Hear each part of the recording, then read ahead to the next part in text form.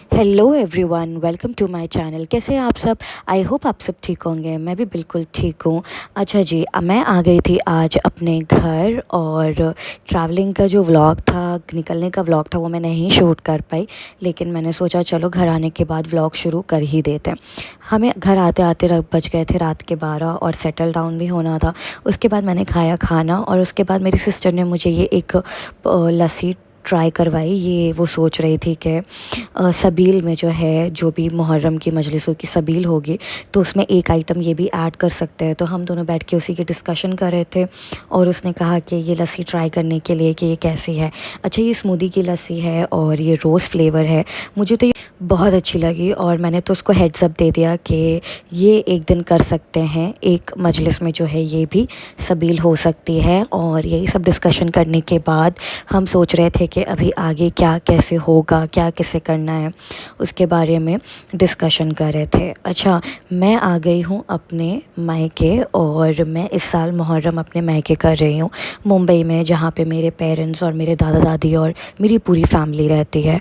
ठीक है, हम लोग जॉइंट फैमिली है और हम लोग सब मुहर्रम में इकट्ठा हो जाते हैं और अज़ादारी करने के लिए, मजलिस मातम करने के लिए। अच्छा, फिर यहाँ पे नेक्स्ट डे सुबह हो गई थी। सबसे पहले उठे, फटाफट नाश्ता किया और नाश्ता करने के बाद जो है सबके साथ मिलके काम में लग गए। बहुत बहुत बहुत ज़्यादा गर्मी हो रही थी और इट इज़ वेरी डिफ़िकल्ट। जो लोगों की शादी हो गई है ना, जो लड़कियों की शादी हो गई हो, आई होप वो समझते होंगे कि शादी के बाद हर चीज़ अपने घर की करनी होती है, लेकिन जो जिस घर से हम जाते हैं उस घर की भी बहुत याद आ रही होती है। उस घर की भी एक एक चीज़ बहुत याद आ रही होती है। तो मैं एक साल मुहर्रम अपने घर करती हूँ और एक साल मुहर्रम अपने मुंबई वाले घर पे करती हूँ। तो है ना, एक जगह का छूटता है तो दूसरी जगह का बहुत याद आने लगता है। अच्छा, मैंने नाश्ता वगैरह कर लिया था, फिर यहाँ पर बाहर आ गए थे। यहाँ पर सब लोग खड़े हुए थे, डिस्कशन कर रहे थे क्या कैसा होना है। फुल जोश में तैयारियाँ चालू है क्योंकि अभी आगे बहुत बड़े बड़े इवेंट्स रहते हैं। और ये है मंजरकशी, इसकी भी तैयारी चालू थी। इसका डिटेल आपको नेक्स्ट व्लॉग में देखने को मिलेगा कि क्या कैसे हुआ है। और जो ये पूरा करते हैं मेरी चाची, वही इस चीज़ का टेक केयर करते हैं और इस चीज़ को वो करते हैं। तो उनसे भी मैं पूछ के आपसे बताऊंगी कि कैसे सब चीज़ को उन्होंने वो किया है, मतलब रेडी किया है। उसके बाद जो है हम लोग इमामबाड़ा खोले, इमामबाड़े में गए, दादी भी नीचे आ गए थे। थोड़ा लेट हो गया था क्योंकि दिन में बहुत धूप थी और इतनी गर्मी में तो काम नहीं होता है। तो थोड़ा मोड़ा देख के सामान वगैरह निकाल के हमने रख लिया था। तो यहाँ पर मैं मॉम के साथ आई थी। हमने जो कुछ बैनर्स वगैरह लगवाने थे तो चाचू ने बोला था कि निकलवा लेना और साथ ही साथ लगवा लेना। तो हम वही सब बैनर्स निकाल के चेक कर रहे थे। कुछ बैनर्स रखे हुए थे, कुछ बैनर्स निकले हुए थे। तो जो रखे हुए थे वो निकाल के हम लेकर आ रहे थे और जो निकले हुए बैनर्स थे वो तो इमामबाड़े में रखे हुए थे, उनको बस चेक करके लगवाना था। और उसके लिए भी लोग चाहिए होते हैं, फिर लाइटिंग के लिए अलग से आदमी आना था। तो हमने सोचा कि थोड़ा बहुत अभी रेडी करके रख लेते हैं, फिर लाइटिंग वाला बंदा आएगा तो सर घर वालों ने कहा कि फिर उससे आप लोग लगवा लेना। फिर यहाँ पे मैं और मेरी सिस्टर बैठ के इसी चीज़ को फ़िगर आउट कर रहे थे कि इस साल कुछ चेंज करें, यहाँ पे क्या लगाए, वहाँ पे क्या लगाए। हमारी पूरी कोशिश रहती है, पूरे घर वालों की, पता नहीं हम सबका ऑब्सेशन है, हम पूरे घर वालों का ऑब्सेशन है कि हर साल कुछ ना कुछ नया, कुछ ना कुछ अच्छा, कुछ ना कुछ एक बहुत प्रोग्रेसिव आइडियाज़ निकालें और उसको वो किया जाए। अच्छा, यहाँ पे लाइटिंग वाले अंकल आ गए थे तो हमने उनके साथ खड़े रह के थोड़ा उनको गाइड किया कि हमको किस टाइप की लाइटिंग चाहिए। खैर, लाइटिंग तो बहुत अच्छी हुई है, मैं आपको अपने नेक्स्ट व्लॉग में उसका शॉर्ट बना के ज़रूर बताऊंगी। यहाँ पे माइक वाले अंकल आ गए थे, वो पूरा साउंड चेक कर रहे थे जो भी मजलिस मातम में यूज़ होना है। और फिर हम लोग साथ ही साथ मिलके, कोई अलम लगा रहा है, कोई बैनर्स लगा रहा है, कोई सबील देख रहा है, कोई कुछ कर रहा है। तो यही सब चालू था। और लास्ट में चांद रात के दिन तो बहुत ही ज़्यादा काम होता है और सब लोग मिलके ही कर पाते हैं, अकेले एक आदमी के करने का काम तो नहीं है। मैं तो अपने घर वालों को सैल्यूट करती हूँ।